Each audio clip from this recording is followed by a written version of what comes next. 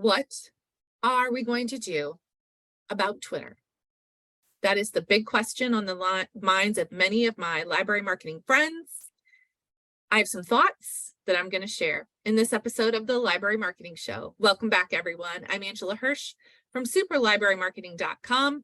You can head there and look for the Library Marketing Show tab to ask a question for a future episode or to nominate your library or another library for library marketing kudos, which we are going to give away later in this show. Before we do that, if you have not yet already, please subscribe to my channel on YouTube or follow me on LinkedIn. Both of those actions will give you a notification every time a new episode comes out.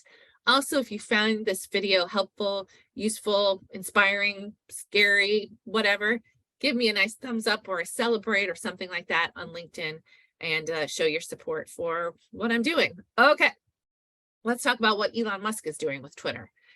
As of April 15th, 2023, the only accounts showing up in the For You feed are going to be those who have been paid. So paying accounts of companies or organizations, they'll get the blue or gold Twitter checkmark. It'll cost them between $11 and $1,000 a month. No kidding. I wrote a blog post at the end of 2022 about the Twitter algorithm. I'm going to take it down. It's obsolete. There is no getting into the For You page or the For You feed anymore for libraries. So what does that mean for you? First of all, I do not want you to delete your account. You're going to hang on to your handle on Twitter. You are going to either stop posting to Twitter and put up a notification that you're going to pin to the top of your profile saying that you are no longer posting on Twitter and directing people to go to the social media platform of your choice where you will be posting. Or you can continue to post on Twitter, but I would not do it every day. And I certainly wouldn't do it several times a day. I would start ramping down your Twitter presence. And I say that because I think Twitter is going to start losing users.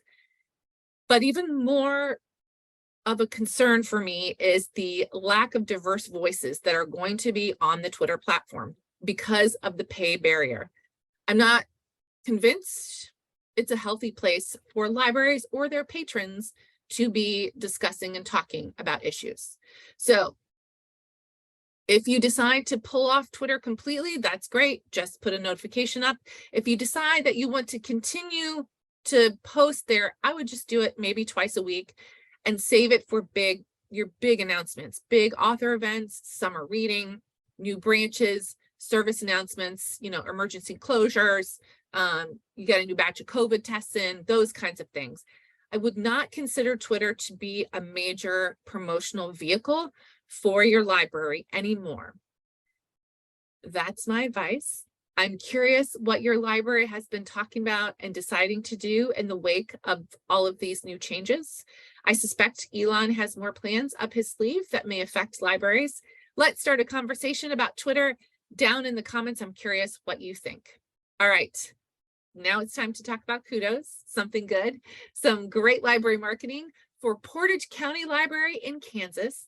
They recently got some press coverage for an initiative to bring a social worker into the library to help connect services that some of their patrons need, to help those patrons find those services in the community. It was actually a live shot outside of the public library, great piece. Interviewed the social worker. I thought it was fantastic coverage. So I just wanted to give big kudos to Portage County for getting that press coverage. You can watch the story.